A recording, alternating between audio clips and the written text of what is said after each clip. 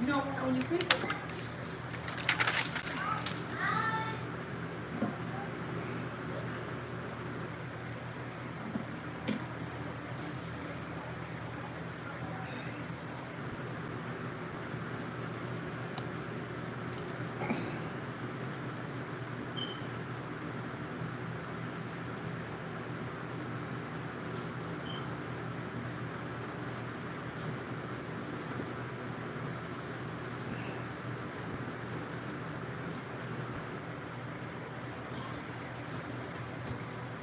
All right, we're getting ready to get into some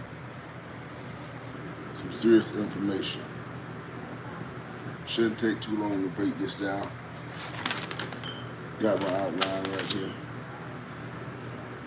We're gonna hit it hard and we're gonna hit it fast. When they choose our leadership, it's real dangerous. Let me do this. 1 second. We finna hit it.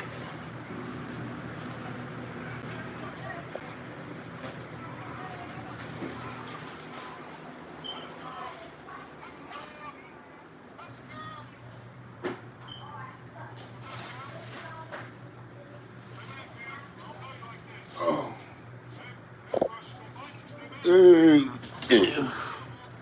All right. It's been a long day, but we're gonna get her done. Okay. Now, to start this off, I say when they choose our leadership, who is they? We gotta define they. Who's the enemy? They cannot just be an abstract term that's made up. Our enemy is the liberal, globalist, European elite. How can I define it? Our enemy is George Soros, people like him. Our enemies are the people who backed Joe Biden and wanted to get him in there, and they're pushing this homosexual agenda. Our enemies, they're foxes, they're not wolves. They don't tell you who they are and what they stand for. They pretend to be your friends. These are the major enemies today. Well, they have always been. So when I say they, I want you to know who they are. They control the major record labels. It's only 4 now. What's up, Donna C? It's only 4 major record labels now.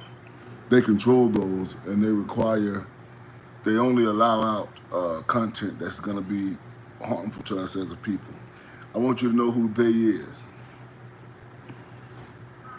They wanna push I'm not even gonna say it, but they created a virus to get you to create the response, okay? I don't want to talk too much about that because I done been banned enough. So let's talk about they. That's the they. The liberal, globalist, European elite establishment. They don't interact with you on a daily basis, okay? They don't live where you live. Their kids don't go to school where your kids go to school. They live in a totally different world, and they think 100 years in advance. That's the they. Now, number 1, they rule like a fox, not like a wolf. What do I mean by that? Donald Trump told you where he stood. His base was white supremacists, conservative, right-wing, angry, aggressive, open white supremacists. The real enemies, that's the enemy. Of course that's your enemy, but at least you know it. But the bigger issue are these people who won't ever tell you where they stand. They'll tell you that they colorblind. They'll tell you that they want to end racism. Hey, they'll tell you that they're your ally. They'll tell you that they're your ally. Okay, these are the ones you really gotta watch. All right? They rule by deception, lies, and confusion. Now, let me tell you something. As Africans, RBG Africans that are in America, we still know right from wrong, okay? There's many fundamental concepts in our culture that they haven't been able to destroy, even with hundreds of years of practice, okay? Even with Willie Lynch even with buck breaking, even with Jim Crow, even with lynching our men, even with bombing our churches, even with burning our libraries back in Africa. It's many things that we know are just right and wrong. For example, the man belongs with the woman. Is that hard to understand? Right? The black man belongs with the black woman. The black man doesn't belong with the white woman or a child or a boy. We weren't into pederasty. That was one of their Greek things. Am I wrong? It's pretty simple, ain't it? We straight up and down. We understand. We still know, even after all the things they've done to us, but they rule with deception, lies, and confusion. They want us confused on that. I don't want to get too far into it right now, but here's an example. Black Lives Matter. That organization said one of their main aims was to disrupt the nuclear family, disrupt and dislodge what they call patriarchy. What's that? A black man and a black woman together in a family, the straight, masculine, heterosexual black male leading his family, providing for his family, and protecting for his family. Their main aim is to disrupt that, cause confusion. The European rules by deception, lies, and confusion. Because if they can get us confused on who we are, what we're supposed to do, and where we're supposed to be going, then they got the victory. We don't even know who we are. They're torn us apart from our way. So number one, they're not gonna fight you head on or direct or fair. The only time this European is gonna engage in a conflict is when they feel they have a technological advantage that they can exploit to demolish their enemy with minimal risk to themselves. They're not finna fight you one-on-one. They're not finna fight you head up. They're not finna fight fair. They're gonna try to beat you. I'm talking about the real liberal elitists that owns the major record labels. I want y'all to go study those major record labels, because the people that own them and the people that own the media, the major white news outlets, same people, they have an agenda. They want to control what information you get. They want to control the slant or the interpretation. Basically, it's propaganda that you get, so that they control how you think, what you believe, your values, and ultimately your behavior. Because if they can control your perspective and your ideology and your values, they're going to control your behavior. Right? If you think this system is legitimate and you think it's a real difference between the Democrats and Republicans, then your ass gonna think you can vote. I saw somebody from Black Lives Matter say you can vote white supremacy out of office. How the hell you gonna vote white supremacy out of office with both candidates is a white supremacist? Huh? So, I'm telling you who they are. I'm telling you how they fight. And I'm gonna get to their main fear right now, because we're talking about chosen leadership. And when I say leadership in this thing, do air quotes in your mind. Black leadership. Because the stuff they choose is not leadership. Now, if you look over my shoulder, that's Robert F. That's Robert F. and some of his warriors in the Black Guard. That's black leadership. But they weren't chosen. Or you see Fred Hampton right there. That's black leadership. But they weren't chosen. They were persecuted. They were attacked, harassed, incarcerated. They were scorned based on what the European liberal elite globalists did. They weren't chosen. That's black leadership. That's grassroots, organic, authentic black leadership. But the stuff they're giving us right now is not leadership. Black Lives Matter is not leadership. Black Congressional Caucus is not leadership. None of that is leadership. Now, what's the worst fear of this liberal, globalist European elite? What's their worst fear? It's two parts. What they really don't want. Listen to me now. Their worst fear is the black Africans in America finding out who we really are. That's their worst fear. Do you hear me? Now, I don't care what spiritual belief system you practice, as long as you practice something. I don't mess with atheists. But They do not want us to find out who we really are. And for a good book on that, I want you to go read The Africans Who Wrote the Bible by Dr. Darkwa. This European that practicing a spiritual belief system stolen from ancient Africa. I can't say too much now because I've been banned about 13, 14 times. Still carries a con names. I don't want to get too deep into this subject now, but they know if we find out who we really are, we are not despised by the Almighty. Matter of fact, we are the image and personification of the Almighty. There's a reason why when you think of a black person in any endeavor, you think of a black American. If you think of your most famous 5 black people right now in history, most well-known worldwide, you probably might have Muhammad Ali, you might have Malcolm X, you might have somebody like Michael Jordan, you might have somebody like Michael Jackson, you might have somebody like Serena Williams. We just dominate shit. Whitney Houston, maybe you might have Whitney, Tupac. We just exceptional people for a good reason. And they don't want us to find out why. By the way, I've learned from watching these YouTube videos that you're supposed to tell people to like, subscribe, share, give it a thumbs up. I don't know what they'd be saying, but the title of that book was The Africans Who Wrote the Bible. Because a lot of people look at the Bible as a white man's document. It's the farthest thing from it. The Africans Who Wrote the Bible by Dr. Darkwa. Okay, their number one fear is us finding out who we are. They know the main way. This is the main way that we could ever find out who we are. This is the main way we could ever get back to a sense of stability and productivity and security. The main way we might find out who we are and get back grounded is to have straight black families with a straight black alpha male leading, protecting, and providing for that family. That is not what they want. Do you hear me? Let's get this clear. Their main attacks are upon the family.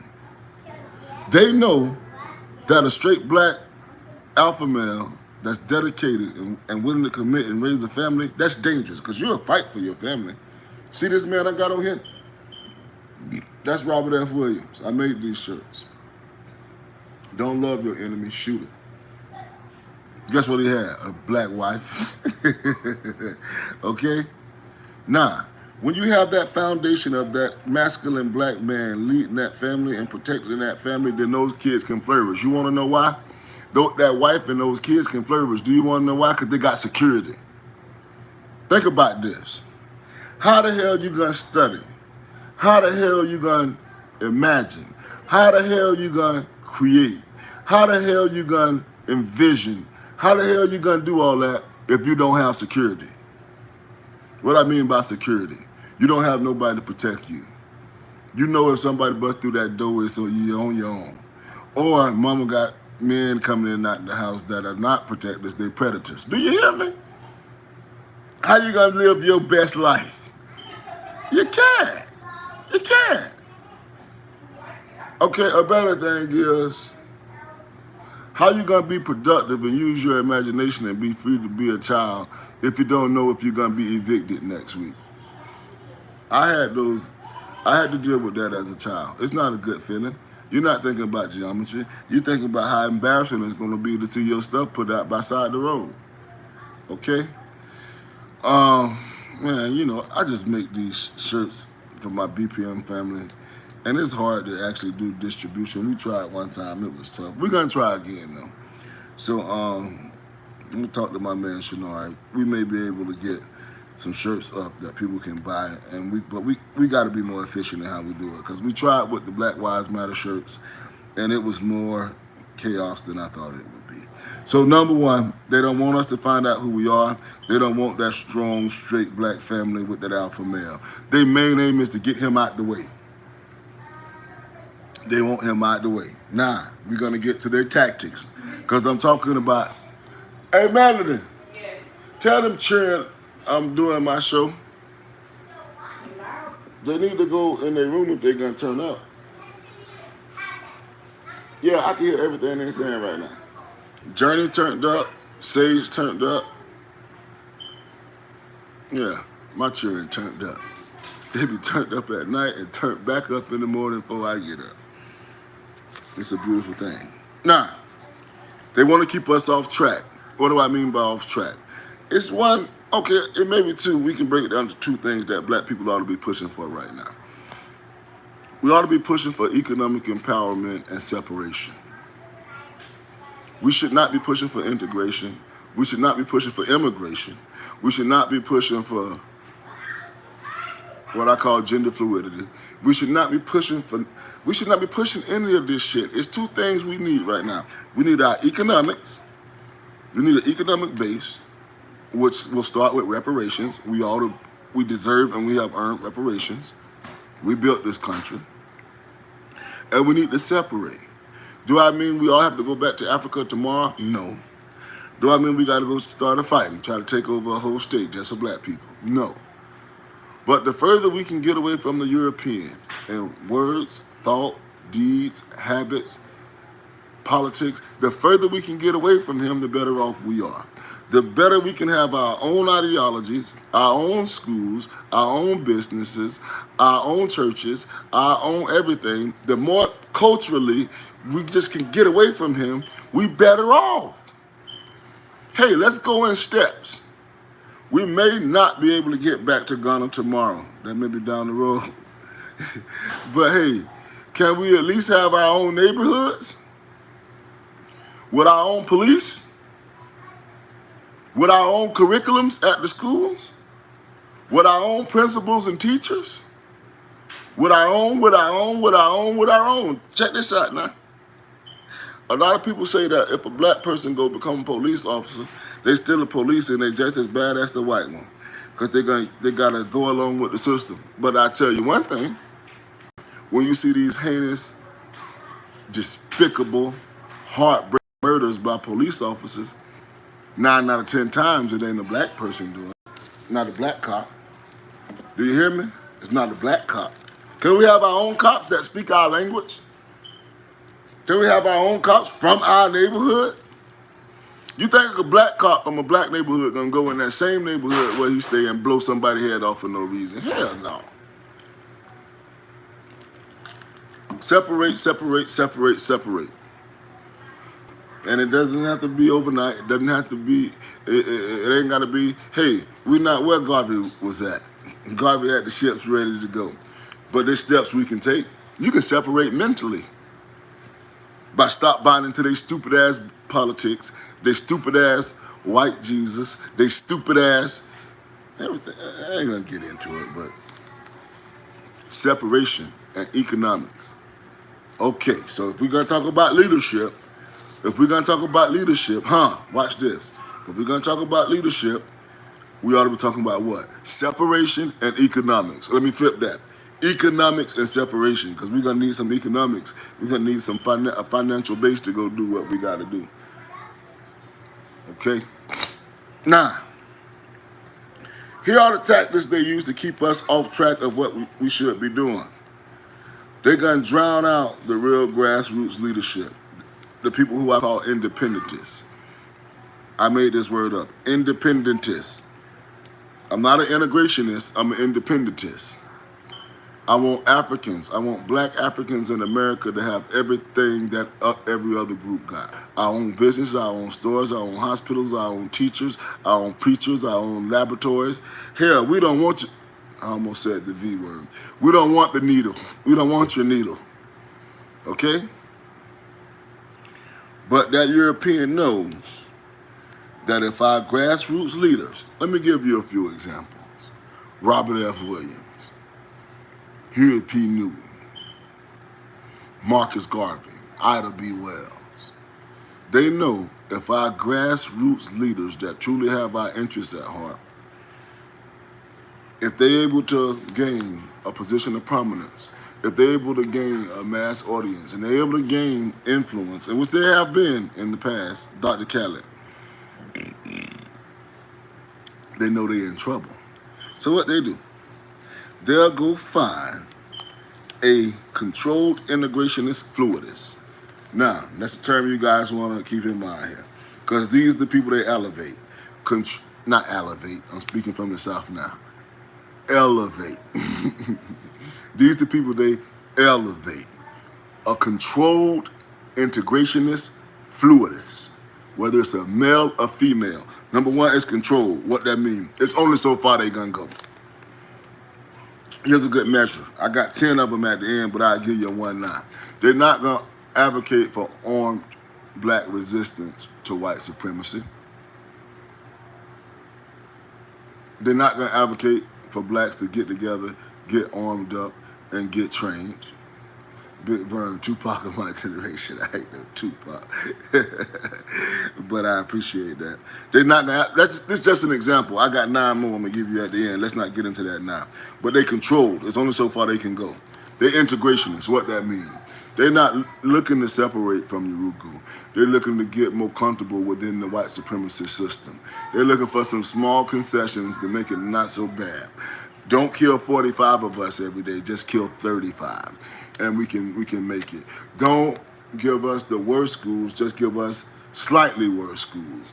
Don't put 7 million of us in prison, only put 5. And then we can be saying we're making progress and we're a melting pot. The integrationists, as opposed to saying, I don't want nothing to do with you. I don't want your teachings. I don't want your preachings. I don't want your culture. I don't want your food. I don't want your woman. Huh? I don't want to live in your neighborhood. Do you hear me? It really confuses me when I hear black Africans who claim to be RBG Africans, Garveyite Africans, what other word, like straight black and proud Africans, but you want to go move into a neighborhood full of Europeans.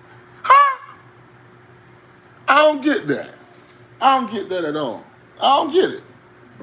Hey, that's not even on my list, but that's another marker if you want to ask me if that's a leader, somebody we should trust. You telling me that you're an RBG African, you want separation, you want our own independent institutions, you want us to be able to do for self, you love black people, but you want to go live with all Europeans on your left side, on your right side, across the street, and your kids got to go up. Hey, man, I don't get it. Maybe they know something I don't know. What I want, black, black, black. On my left side, I'm going to just tell you right now, where I live, on my left side, black. On my right side, black. Across the street, black. When I go jogging, black, black, black. I'm trying to see as much black as I can. Now, I'm not wrong. I know I'm right. I'm right when I'm right. And right now, I'm right.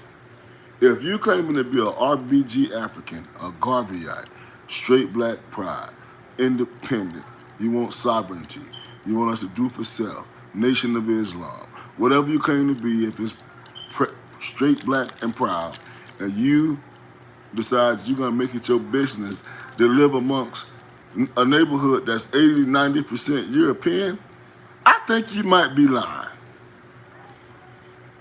Because either you saying it's no good black neighborhoods to stay in, or you saying Europeans, it's better to stay amongst Europeans. That's what you're saying.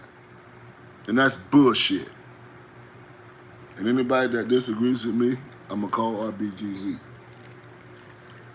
All right, here we go. They want control, integrationists, fluidists. What's a gender fluidist? Y'all got to write these terms down as we go, or at least send yourself a text message. A gender fluidist is a person, a black person of original African descent, who believes that there's more than 2 genders, more than 2 sexes, and that the roles, responsibilities, obligations, duties, behavior of each gender is fluid, flexible, and changes from day to day. Meaning, you could be a man and it's okay to wear lipstick and a dress. Because manhood is fluid. You can't be rigid in your definitions of manhood. So you can be a man and carry a purse, wear lipstick, and wear a dress. You can be a woman and you just hate the black man, and you can be more manly than the black man. Because it's fluid. You just make it up as you go. This is an umbrella term for the LGBTQ confused, wayward community. But if you don't understand that a black man should be a man, behave as a man, produce as a man, live as a man, dress as a man, walk as a man, talk as a man. If that's rigid to you, then you're a fluidist. You're a fluidist. Okay, now you're gonna notice that heavily amongst the class that they recruit to be our leadership, you see all kind of gender fluidity. You seen the picture that I posted today? I posted 5 pictures on them. Every single one of them was a fluidist or very, very openly pro-fluid, or both, or probably all of them were, okay? Now you're gonna see this fluidity come up more than one time. Hey, I told you to go look up Bayard Rustin. Now watch this. I have another book for you to read. Fluidity is not in the DNA of our culture. In fact, it's contrary, offensive, and destructive to African culture. Now, you take that to the bank and you cash it. Okay? You take that to the bank and you cash it. I covered that earlier, Brian. I covered that question earlier. You take that to the bank and you cash it. Gender fluidity is not in the DNA of our culture, and it's contrary, offensive, harmful, and destructive to our African culture. And I'll give you the authority on that. The premier scholar, the undefeated, undisputed authority on this topic is Baba Mlamu Baruti out of Atlanta, Georgia, who was run out of Morehouse because of his staunch stance and unbeatable defense of that stance intellectually against the rainbow movement. He wrote a book, it's over 600 pages, called Homosexuality and the Feminization of the African Male. And he knocked down, beat down, polarized every European or chocolate-covered European argument that tried to say that homosexuality is universal and a part of ancient African traditional culture. He beat that shit down to the ground. Do you hear me? Now, you got to read that book, or at least start on the book and get some of his lectures, because fluidity is not in the DNA of our culture. They trying to force it in. They're trying to go back. They say, well, we saw a painting in a cave somewhere, and it looked like we can interpret this as, hell no. In our culture, if you look at the Ankh, and I'm not going to get too far into this argument as a separate thing, other than to say the Ankh is a symbol that shows you exactly who we are. The masculine, feminine balance, man, woman, and child, the symbol of life. That's our African spiritual symbol, which was the first symbol of the Christian church before it was overran and Europeanized. Did you know that the Ankh was the first cross? Then they took off the womb and just made it a death symbol, okay? So read Baba Baruti's book. But they know the first step in us finding out who we are is learning and practicing our culture. And if they can keep us away from that, then they have won a great, that's half the battle. And this fluidity is not a part of our culture. We do not have 2 or 3 women raising the children without men. We do not have Tyrone over there sleeping with Teddy while Tanya is over there lonely with no man. That's not a part of our culture. We come from the masculine-feminine balance, okay? All right, I anyways know that. So now, either you drown out the real grassroots, you drown out the grassroots leaders by magnifying and funding the despicable fake plastic. You can call them plastic. They're commercial. Listen, man, when Robert F. Williams was teaching us Africans, first of all, you got to read the book Negroes with Guns by Robert F. Williams. He put out a 10-point platform before the Black Panthers were ever even thought about it. I call him the granddaddy of black armed resistance. He was over in North Carolina going head to head with the Klan because they were doing whatever the hell they want, raping black women and having parades and just turning up on black people. And Robert F. Williams said, hey, bro, I'm military trained. What you talking about? I joke with my bro regularly. Okay, I don't know what's going on now. He said, I'm military trained. We're not gonna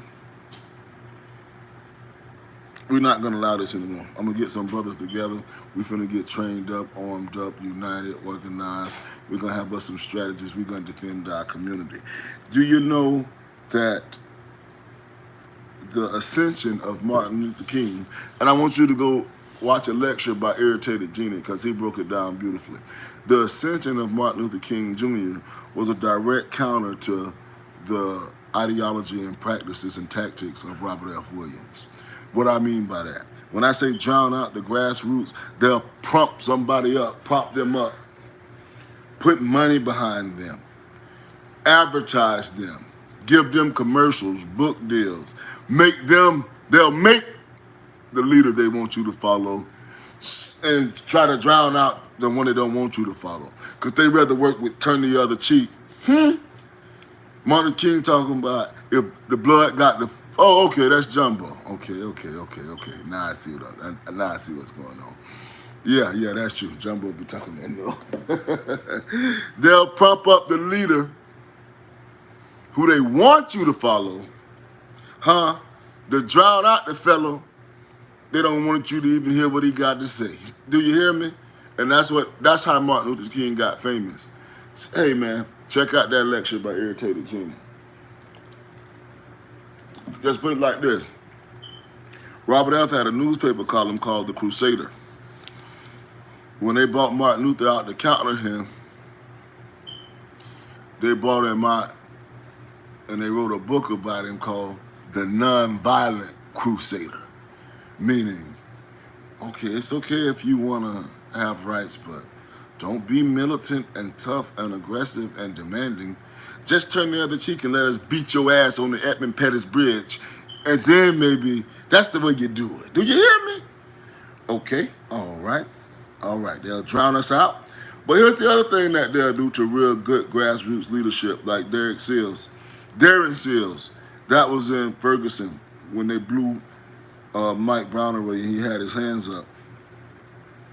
They'll persecute, demonize, harass, and kill our real leaders. Now, do I need to go any further into that? Y'all just seen the Judas movie. You seen what they did to D. Seals. They'll try to turn you against them. They did it to Robert F. They did it to Malcolm X.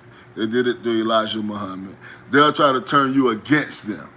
Hey, he's a radical. He's a militant.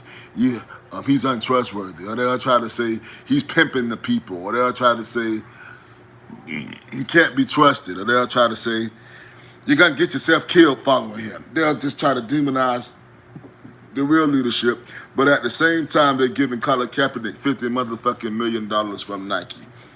Do you hear what I'm saying? Okay, I got a question for you. Let's take a simple test. This is not one of my 10 points. But who got invited to the White House? Martin Luther King Jr., Bayard Rustin, or Elijah Muhammad and Malcolm? Who got invited to go to the White House? Well, I'm going to go with the guy who didn't get invited. That's who I'm going to go with.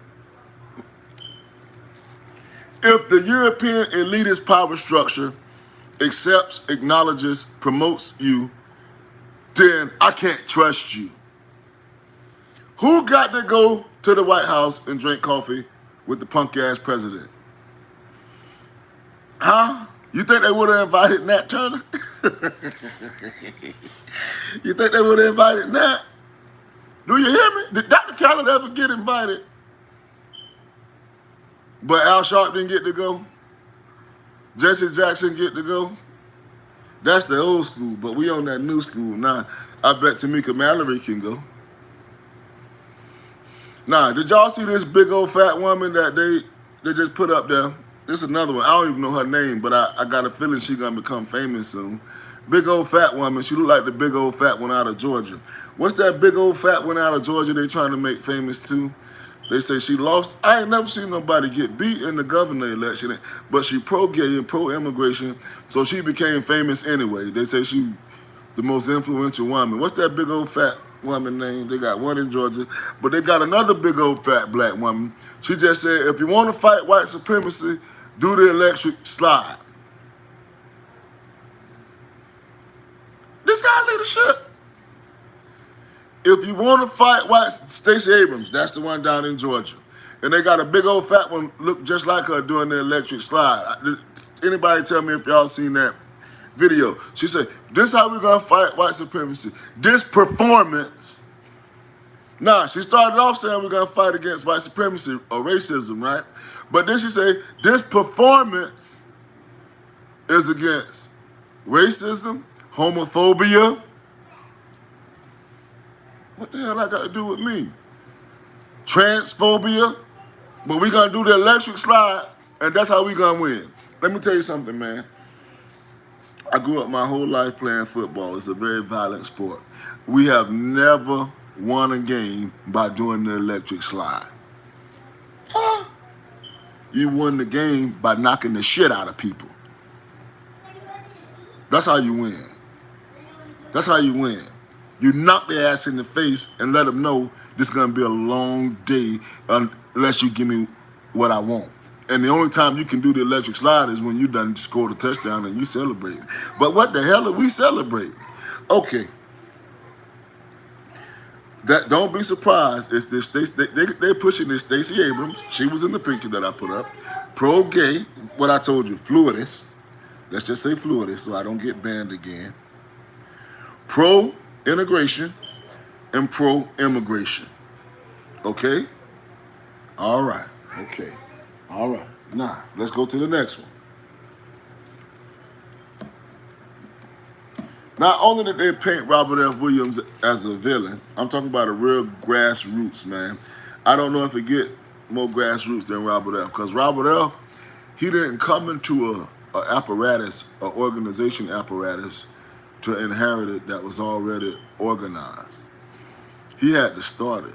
Matter of fact, he infiltrated the NAACP and turned it into a militant organization down in his area until they found out and got rid of him. But not only did they make him a villain, they set him up and sent some white people into his area. Robert F. protected the white people because he knew they was going to make it look like they kidnapped and killed the white folks. And they used that against him and say he kidnapped them. He ended up having to go through 3 or 4 different countries, Cuba, China, Canada. He ended up having to go all over the place, you know what I'm saying, before he could get his name cleared. So they villainized the real grassroots. And they make it seem, now that's the key word, they make it seem like even the black folks don't support them. They make it seem like, hey man, even black people are not with what you're doing. You claim to be empowering black people, but black people don't even support you. But the people who don't support these grassroots people, these are the bougie elite blacks. Hey, the well-bred and the well-read, they feel like they're different. Just say the boule. I can't believe it. It make me mad. But just understand that there is a strong, substantial group of black people who don't see things through the eyes of the grassroots, who see themselves as a part of the American pie. How can I put this? Who don't think it could be anywhere else better in the world for us. How can I put this? They feel like it's their president. They feel like they got a victory with Kamala Harris. These people exist, man, and they'll still defend Barack Obama and can't tell you one thing he did specifically for black people. These people exist. They live in good neighborhoods. They eat good food. Do you hear me? These people exist. And when you talk to them, You can't tell them America ain't the greatest country in the world. And you can't tell them that the black man is only supposed to be with the black woman, because they'll tell you, you love who you love. Man, they chocolate covered. My boy D'Angelo called them chocolate covered white people. But yeah, those black people don't support Robert F. Williams. But they don't speak for all of us. They don't speak for all of us. Okay? All right, let's go on. Let's talk about who they wanted elevated in the past. I'm gonna give some pointers on how to weed them out. And we're gonna start with that now. In the past, they say that Bayard Rustin, y'all gotta research Bayard Rustin, man. And y'all gotta research James Baldwin, and y'all gotta research Audre Lorde. That's why I put him in that picture. They say that Bayard Rustin was the architect of the March on Washington and a major component in the whole civil rights movement. Bayard Rustin was sent down into Georgia to indoctrinate, infiltrate, influence, and I don't know what else he did, to Martin Luther King Jr. That became Martin Luther King Jr.'s so-called mentor. Now you gotta watch how this European move now. Malcolm X and the Nation of Islam were gaining traction. It was a beautiful thing. They came out and told you who your enemy was in unadulterated terms, and it was a beautiful thing. The enemy went and found a guy named Bayard Rustin. Bayard Rustin was an open, flaming fluidist. He was once arrested for having sex in a car with 3 white boys. Do you hear me? You go do the research. This is all facts. It's not speculation. Bayard Rustin was an FBI informant. Bayard Rustin has been quoted as saying, you judge the American moral fabric. You used to judge it by how they treat black people, but now you got to judge it by how they treat homosexuals. This is a black man, right? Completely switching the topic from black liberation and independence to gay rights. I'm talking about a super devil. But when the rebellions, because you got to understand that there was a time when cities were burning all across the country, and the rebellions and the protests and the outrage was high. They picked out who they wanted to be in charge. They picked them out, and they put them in charge, and they put the money behind them. I remember they asked them, Irritated did a great lecture on this too, and even Malcolm spoke about this too.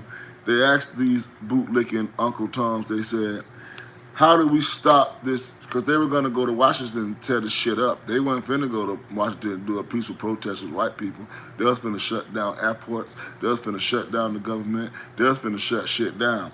So the president called them in there and he said, how we stop this?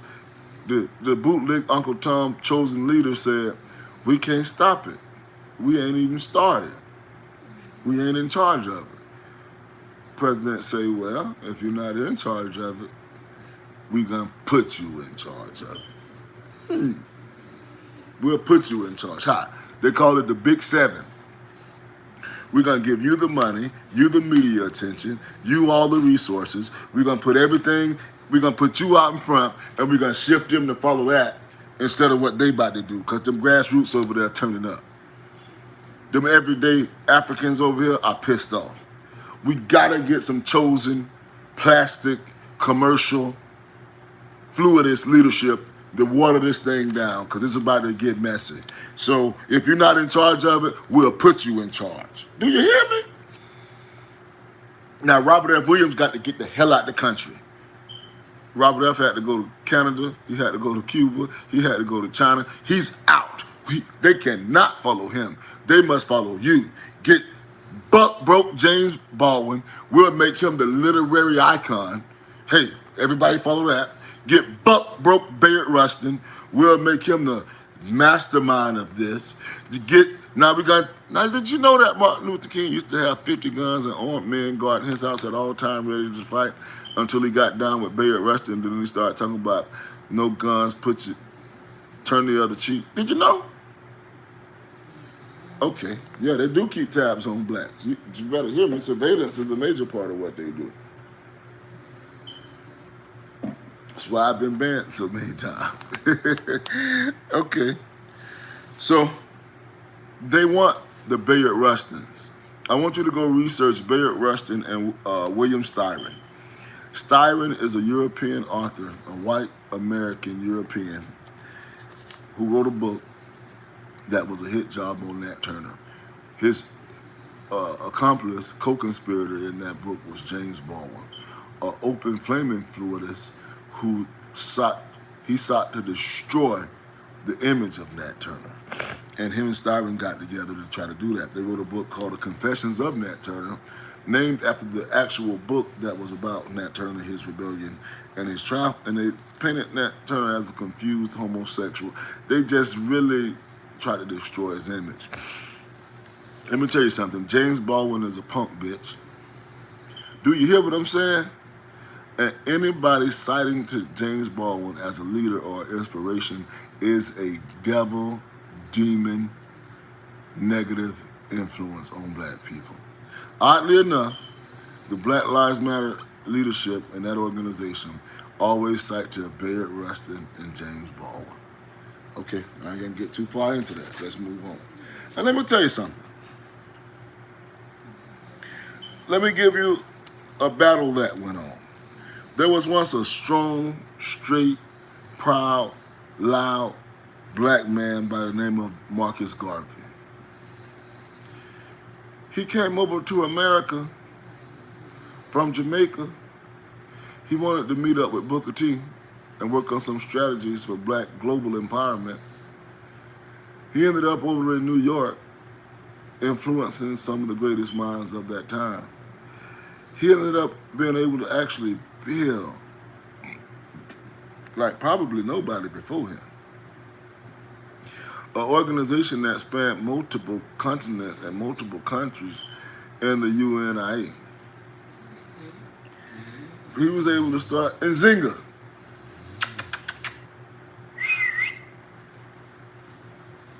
Damn dog over here snoring. I'm gonna kick your fat self out the door. You can't be interrupting my live. This is a badass presser right here. When she have a puppy, y'all better buy one. You snoring, you interrupting my live. You gotta cut that out. Okay, back to what I was saying. He ended up accomplishing feats that you never could have imagined. If you ain't studied Marcus Garvey, the Black Star Line, and all the stuff he did, you gotta go back. He had the nurses, the women in military formation. He had the men in military formation. He had businesses that our people could invest in, black-owned, black. I mean, a lot of what you see Elijah do, Marcus Garvey had done it. Back up. I just woke you up so you can stop snoring. Now go on over there. Go. I got work to do. So anyway, guess who rose up against Marcus? The bougie elite fluidist. A guy named A. Philip Randolph, a mulatto named Du Bois, and a whole team that they organized. And they wrote a letter to the U.S. government encouraging them to start investigating everything Garvey did. Do you hear me? The establishment leadership, the chosen leadership, always goes against the grassroots. And you better believe Marcus Garvey was grassroots. I'm talking about authentic. I'm talking about right out on the street. I'm talking about Marcus Garvey said if they kill one of our black men in America, then we're going to be killing one day white people in Africa. Now you tell me, did Tamika Mallory say that? Did the big old fat lady from Georgia say that? Did Killer Mike, did he say that? Huh? You got chosen leadership. My son. That boy got out of prison and turned straight liberal punk. I'll punch him in the face tomorrow. If anybody can get on the phone with my son, tell him that I'll fight him MMA or boxing or kickboxing tomorrow at 12 noon. Whoever loses they gotta adopt the beliefs of the other person and advocate that from now on. I slap my son to sleep because I know ain't no real man can adopt after you've been to prison and you done face white supremacy and you gonna come out here and be a tool of white supremacy and defend Jim Crow Joe. You can't be a real man. You don't know how to fight. You don't know how to fight. Okay, I'm almost out of here. Here we go. We ain't even hit an hour yet. I'm almost out of here. Here we go. By the way, this broadcast, not only do I have Empress Nzinga, the baddest female press canario in the country, I have my Vepper right here, the baddest AK-47 in the country, 7.62 by 39. This thing is built to go. I call it heavy duty. We got a burst on here. I put the burst on there because it's illuminated and it's magnified. But I'm going to change that, and I'm going to change this too. And I'm going to streamline this a little bit because it's heavy as hell. But anyway, I bet you it's heavy enough to knock your ass down if you come in that door. It got kicked to it. All right. Let's finish this out. They have developed a tactic, and I was a victim of this, and I don't respond well to bullying. I normally just fight. But as a professional, a so-called professional now, as an attorney, you can't just swing on everybody all the time. But during this election, they instituted a policy as articulated very well by Joe Biden. He can't really articulate shit now. But he said, if you don't vote for me, you're not black. Okay? And then you had black people saying that if you're not voting for Joe Biden, you're not black, you're not down for the cause, you're not a real black person. They started to disparage you and attack you if you didn't support this Democratic plantation. Shame you. If you said, hey man, I think they both despicable, I can't hold my nose and vote for either one of them. That's a shame. Y'all, Martin Luther King died for you to vote. Harriet Tubman died for you to get your booty to the polls. What? Look, you're not finna shame me. But this they tactic.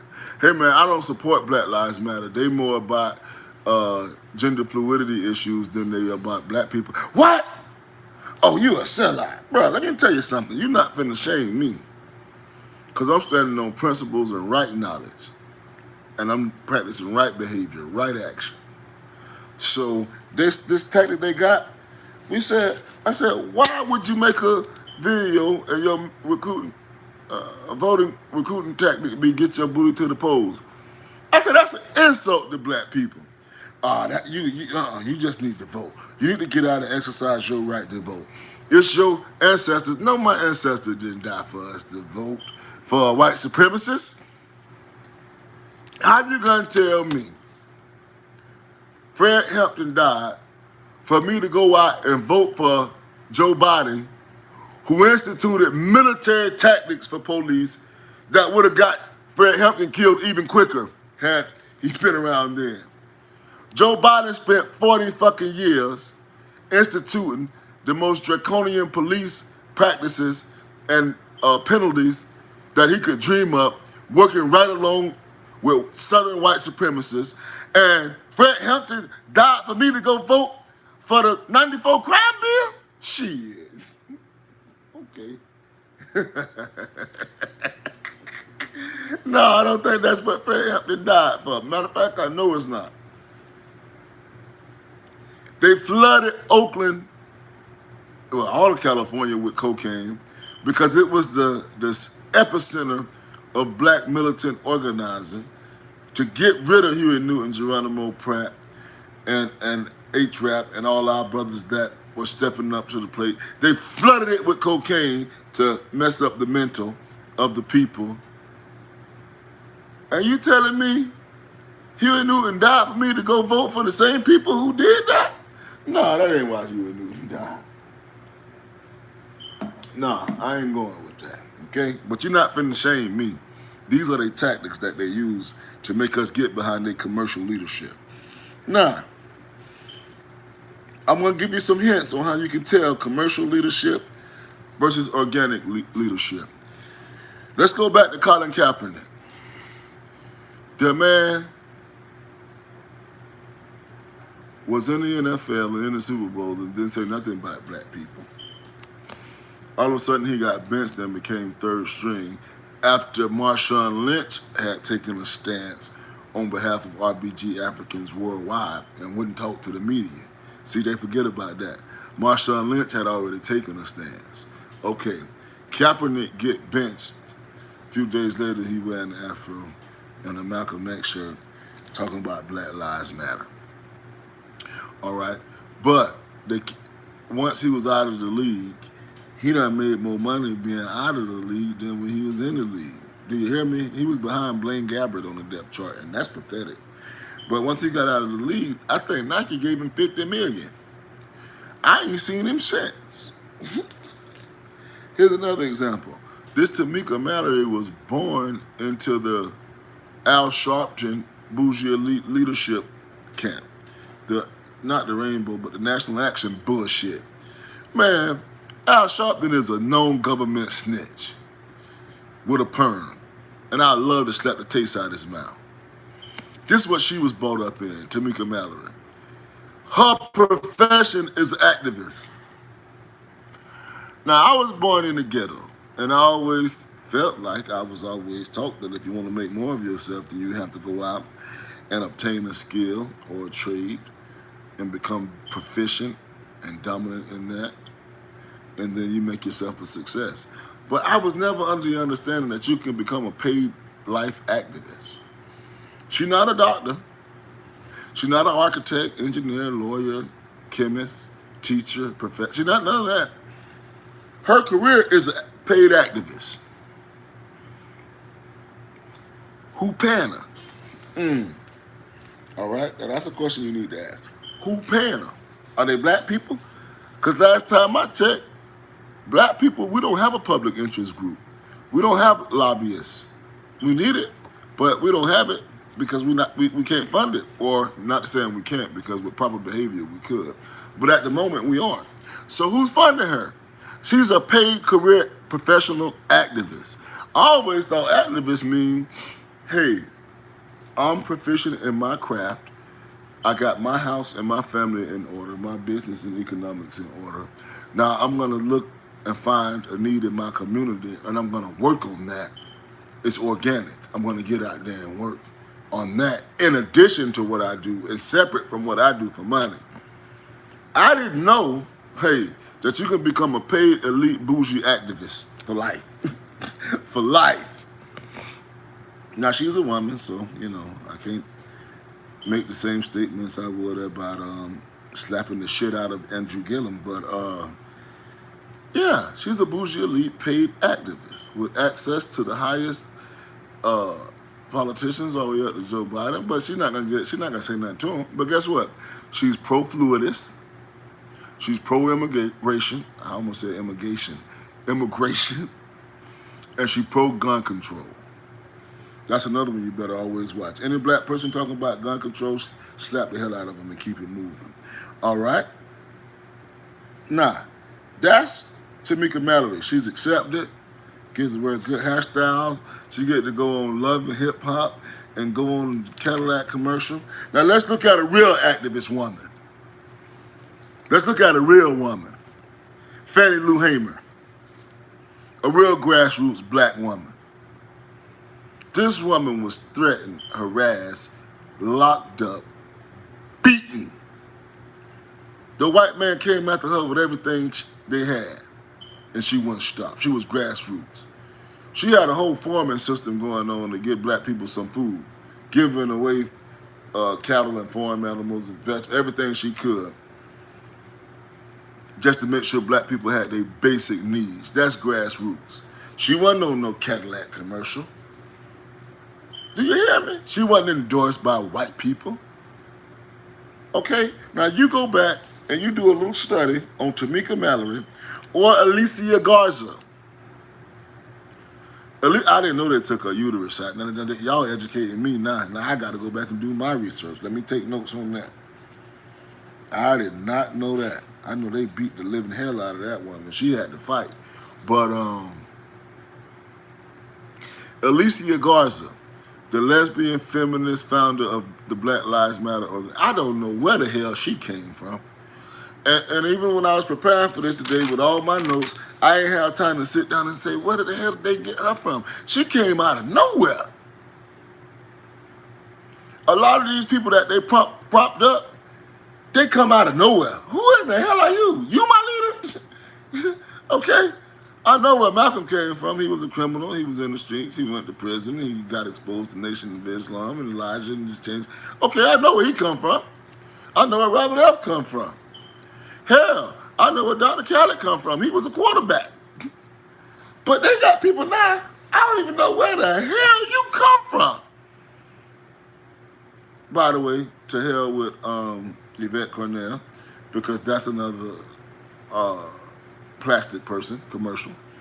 Okay, fluidist. Again, fluidist. All right, gonna be talking about some intersectional stuff real quick. Okay, you are not a grassroots black leader if you're talking about anything but black. I don't want to hear about fluid issues. I don't want to hear about immigration issues. Hell, I don't even want to hear about how many chemicals they're putting in the climate change. Just talk about what the climate means to the black people. Talk about me first. If you're gonna be my leader, talk about me first. What the climate got, how that affect me. The fluidists, that don't got nothing to do. I know that's just got to do with me. You gonna bring in 11 million immigrants? Hell no. If they're pro-illegal immigrant, then they can't be a black leader. All right, I'm almost out of here now. I'm going on to my last, it's over now. I'm just going through my 10 points. This is how you're gonna be able to separate. Y'all can write this down or y'all can do it later, but this is how you're gonna be able to separate. When you look at one of these people and you're trying to figure out, is this an authentic person? Yeah, Angela Rye. They all, and that also the Jamel Hill. Oh, I meant to tell y'all, Barack Sellers. What's his name? I forgot his name. Sellers. He just as a fluidist as Gillum. A new code they putting in for any black male wanting prominence in the Democratic Party is you better be gay. Hey man, it's pretty obvious. But when you're looking at one of these people claiming to be a voice, claiming to be an influencer, they'll put him on the New York Times and say Barack Sellers, something Sellers, yeah. Bakari Sellers, yeah. I slapped the taste out of his mouth. He can't fight. If you see a black man claiming to be a leader of ours and he can't fight, then you can tell from his demeanor whether he was in a fight or not. You already know they handpicked him. Okay. When you're looking at one of these leaders, the number one thing you want to ask is who funded their start. I'll give you an example, personal. When we started BPM, we started it from our own money and we didn't have no money. Okay? Melanie can tell you that. We didn't have no government grants. We didn't have no large endorsements. Hell, I was living on the north side of Duval off of Kings Road. And I started working with Zeke and his best friend. Then I got a couple of homies that worked with me. We used to have to chip in and get them some hot dogs and potato chips. That's how we started BPM. That was over a decade ago.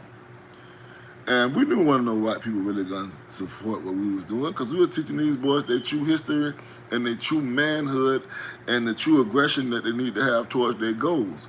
So we weren't really worried about getting no white support because you can do shit without white support. Write that down. That's another one. So when you look at these leaders say, well, what was they doing back in their community? How did they get started? Who put the money in? We got started without no money. You got these people jumping out there nationally known on the New York Times. They can't tell you, we started Black Lives Matter as a hashtag, and now we get 90 million a year. What? She just bought a mansion. You getting 90 million from who? George Soros. Oh my Lord. The global elitists. Who funded them? Who funded their start? Okay. What hood they hang out in? Ask this question.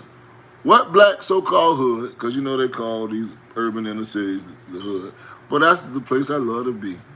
And as y'all can see, I hang in the hood on a regular basis. I just love it there. That's where I used to go and have arguments with my dad before he passed away, because that's my hood. Mercy Drive, Ivy Lane, Malibu, Pine Hills, that's where I'm from, in Orlando. But even in Duval County, every hood around here, I go right up in there. I got clients up in there. I go hang up. Hey, my own neighborhood is 95% black. I'm trying to get it to 100. So when you see these so-called, what's that little punk bitch name? Lamont Hill. I slap him whenever I feel like it. But you ever seen him in any hood? I'm sure y'all have seen me in Ivy Lane, Mercy Drive, Malibu. Hell, y'all done seen me in Moncrief. I mean, these are the places that I frequent. These are where my people are. But have you ever seen Dr. Lamont Hill in anybody's hood? I don't even think he know where the hood at. That's the second question I ask him. Now, here goes a big one right here. If they're claiming to be a black leader and a black influencer, do they offend white people? Okay? Do they scare white people? Because if they make white people feel comfortable and they're trying to form coalitions with white people, they can't be your leader. Oh, well, you got to learn how to play both sides. I'm just going to tell you right now. These two men right here above my head made white people terrified. Nat Turner, Ida B. Wells, all my real leaders, Dessalines, you better know white people had nightmares about Dessalines. So how are you so pro-white and friendly white, but you my leader? Okay, and everybody say, well, we don't need leaders, lead yourself. I don't believe that. I'll get to that at the end, okay? Are they pro-LGBTQ? If they say rainbow, they gotta go. If they say black and brown, slap them down. What I mean by that, if they pro-LGBTQ, they out of here, they compromise. They got other interests they're trying to advocate for. That's it, end of discussion. Now, if anybody want to debate me on that, come debate me. But if it's any person that's claiming to be for black independence, economic empowerment, the black family, straight black pride, but you turn around saying you pro-rainbow, you gotta go. It's contradictory to our culture. It's contradictory to our progress. We need a black man in every household. And I'm talking about a real man. We need more real black men. Do you hear me? We don't need more. What's that boy name that just went to Britain in the dress? They always posted him up. They try to make him a star. I don't even know what the hell he do for a living. He went to Britain to the award show and he had on a dress. What's this stupid boy name? He got a white boyfriend. No, not Travis. I forget his name, but y'all will see it. I'll post a picture of it.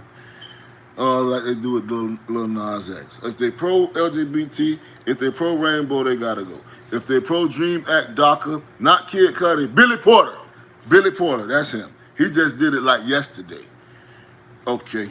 How the hell that's gonna raise a black son? You up here with your ass out for white people, and you telling me that could be conducive to a black family or raising black? Man, let me move on before I get pissed off. If they pro-immigration, DACA, the Dream Act, nobody shouldn't get shit before black people. Now, we just sat right here and had Kamala Harris say, no, I'm not going to do something that's just going to benefit black people, but you're going to give 11 million immigrants, that's just going to benefit them, citizenship, and you're going to give 11 million Asian Indians can come over here. Not 11 million, I think that was 500,000. You're going to let them come over here and be citizens. That's just going to benefit them. And you put aside 50 or 100 million for Asians saying they got the street, that's just going to benefit them. So everybody can get specifics but us. If they promote vaccinations, they are. I'm glad you put that up there. The name went away too quick. But somebody just commented and said if they promote vaccinations, they are. They are out. Now, I didn't want to say the word vaccinations because, like I said, I keep getting banned from every fucking thing. My page was close to 29,000. They kicked my ass out. I stay in Facebook jail. I don't want to, they try to ban me from everything. But since he said it, then I done damn said it. If a black person come to you, you listen to me promoting vaccination, knowing what happened at Tuskegee, knowing about forced sterilization. They just told me they took out Fannie Lou Hamer's uterus. These Europeans are medical terrorists. And you finna go let them stab you up with a experimental? Okay. Well, hey, I'm gonna tell you like I used to say when they talk trash in the ghetto. When I run out of combats for them and they talking about what they're doing, do it then. If you're gonna let them go stab that stuff up in you, that's what you feel is right. You trust them, then do it then. And we'll sit back and watch what happened to you. Because I'm going to tell you like the lady said when the house was on fire, ain't nobody got time for that. All right. Are they tied to either political party? If they come to you saying, I'm a Democrat, we all need to be Democrats, or I'm a Republican, we all need to get the hell out. You're an idiot. I ain't got time for that. Do they reverence our scholars?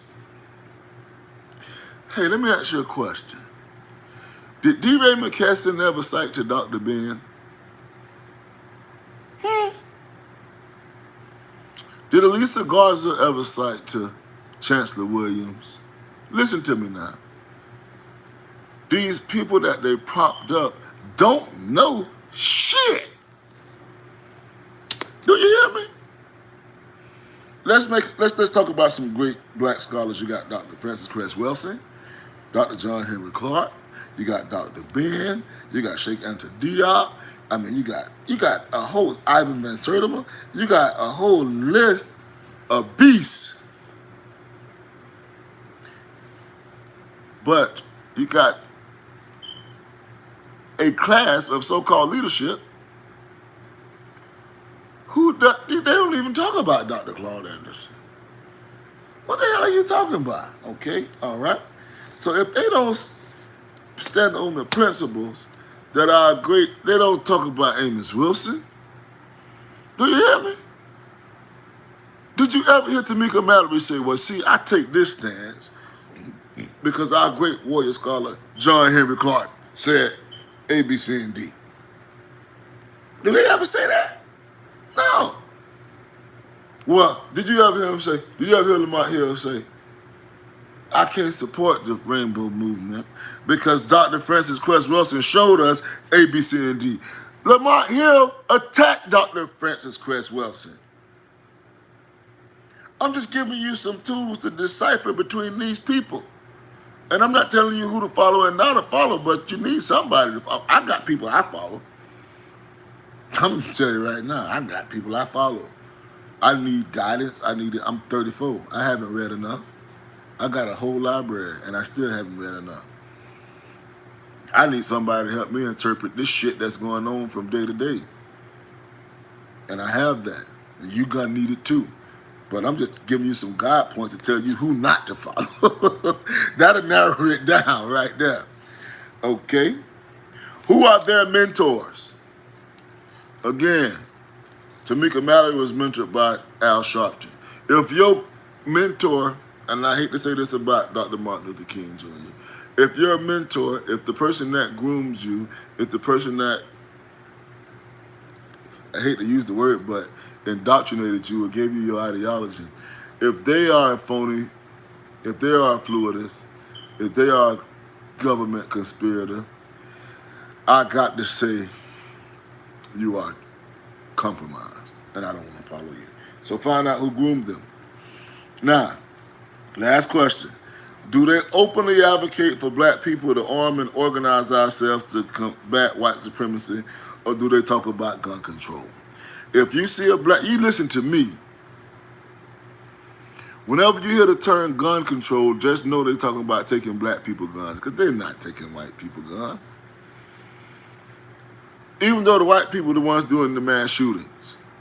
If you hear a black person now, come on now, listen to me. I love my guns. I love my God, my wife, my daughters, and my guns. Okay? Now, if you hear one of them saying, because gun control only gonna fall on black people. Let me ask you a question. If they seize all the guns tomorrow, where you think they're gonna start at? Chicago, Baltimore, New Orleans, Dade County, Duval County. Do you hear me? Do you think they're going to rural Pennsylvania and try to take them white people guns? But guess what? Who need the guns? Ahmaud Arbery needed a gun. Or two. Ahmaud Arbery needed a rifle. Ahmaud Arbery needed an AK-47. Did you see what I posted today? I said I was going to hit it. I'm glad that segued into that. But if they're talking about gun control, then let them go. Let them go. Slap the taste out their mouth. And a black person talking about gun control. You get the hell out of here. Why the hell we want gun control when we already know Urugu got 50 billion guns? All that means we ain't going to never be able to catch up. And just because they're talking pro-black gun, that don't make them right either. Because let me slap down another two coons. Marshall Ray is a coon. Okay? He still believes in brotherhood with his white 2A brothers. His white 2A brothers. And Colin Ware is a super coon.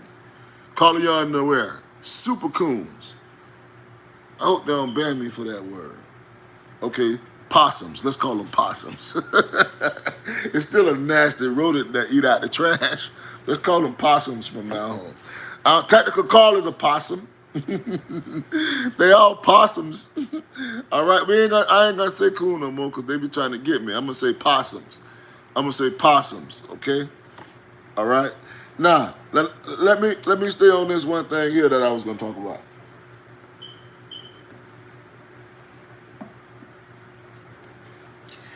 I got a couple of things here. I got a couple of terms I want to give y'all. I don't know Officer Tatum. Who is that? I'm going to give you some terms, but before I do that, I was going to give you some terms that even when you hear these terms or cliches, just leave. Because we got enough stress in our lives as Africans.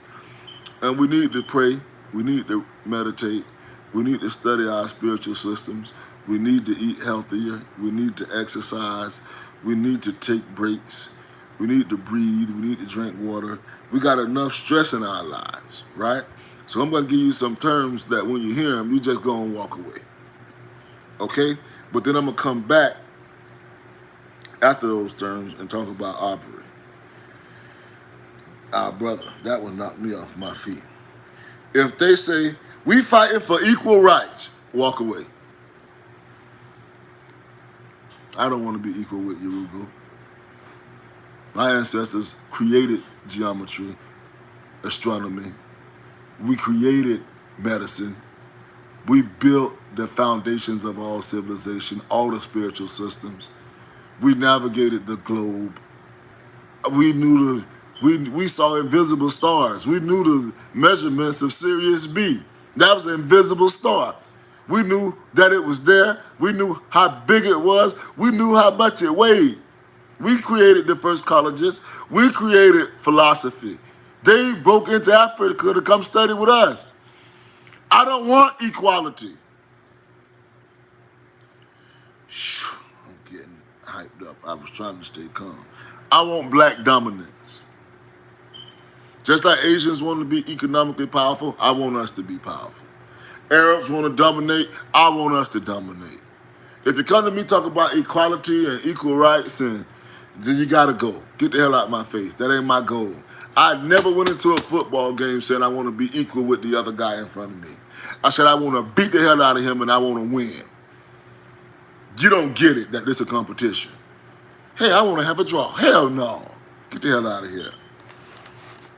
If they say I want to sit at the table, you want to sit at the table? I want to kick the motherfucking table over, break the legs off the table, and beat everybody at the table that's been feasting off of Africa with the leg of the table. That's what I want to do with the table. You want to sit at the table? Everybody at the table is just feasting off of you and Africa. I'm going to turn the table over, break the leg of the table, and beat every colonizer with the leg of the table. If you tell me seat at the table, exit stage left.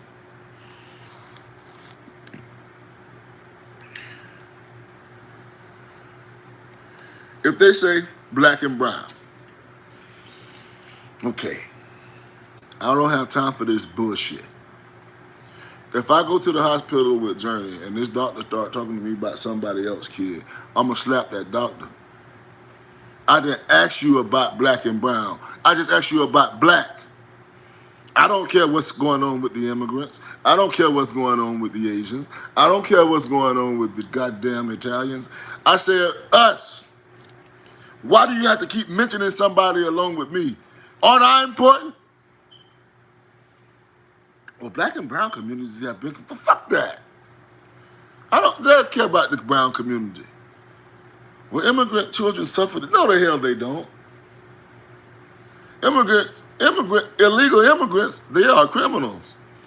But they get 86 billion, was it million or billion, I don't know, for nice hotel rooms. We get 86 million for prison beds. Why do you keep saying black and brown? If you say black and brown in front of me, it's over for you. I don't talk to you. That conversation just ended. All right, now let me finish off with this about Ahmaud Arbery. This is it. If anybody got questions or anything, or comments, y'all better throw them up now because I'm closing out.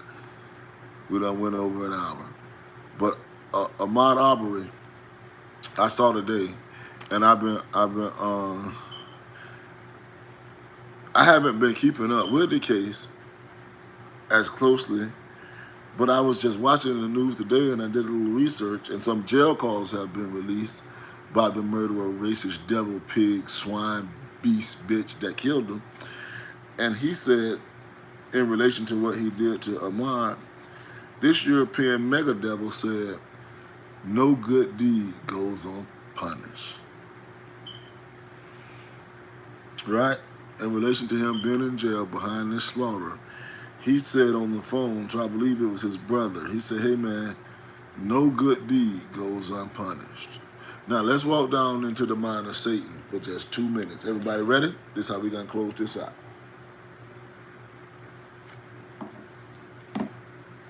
That white super devil said about killing Ahmaud Arbery and being arrested for it, that no good deed goes unpunished. Meaning, in their ideology, and don't try to say this is an isolated, insignificant portion of the population, because that whole city rallied around him, and this wasn't even exposed for months and months and months after it happened. He had wide-scale community support from the DA's office on down to the neighborhood where he lived. They all agree with him. So imagine how many more do. No good deed goes unpunished. So to chase this young black male down the street, you and 2 other white males, one recording, then you got shotguns and revolvers, he's unarmed, he go out fighting. You did a good deed by killing him for no reason. That's a good deed. And when he said it to his brother, he said, no good deed goes unpunished. And his brother said, this is a perfect example of that right here. So the brother agrees with you, just like the rest of the community. Are you into their mind yet? Are you into their mind? Get in their mind. Try to get into it. Because as aggressive as I am, I don't just dream about waking up and chasing people down the street and blowing their brains out for no reason. That's not what really gets me excited. But in their mind, that's a good deed. Thumbs up. Good job, Bob. We appreciate you.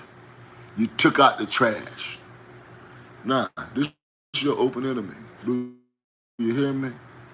These the people that you want to integrate with. Do you hear me? Okay? And I'm going to leave it at that. All right. So next Thursday, I'll be back again. But as you can see, we made it through this. There was a whole front page, a little bit on the back. We made it through all that. But don't let them pick your leadership.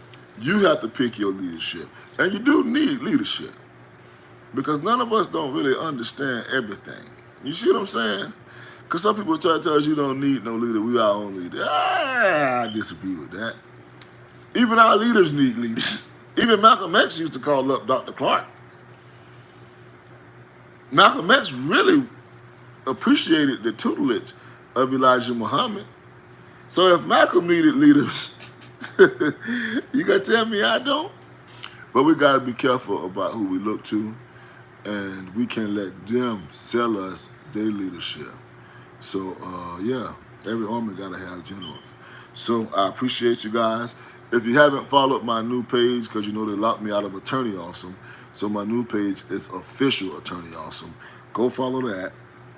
Add me on Facebook, Vernon Jackson. The movement must go on. We ain't stopping. BPM forever endeavor. BPM for life.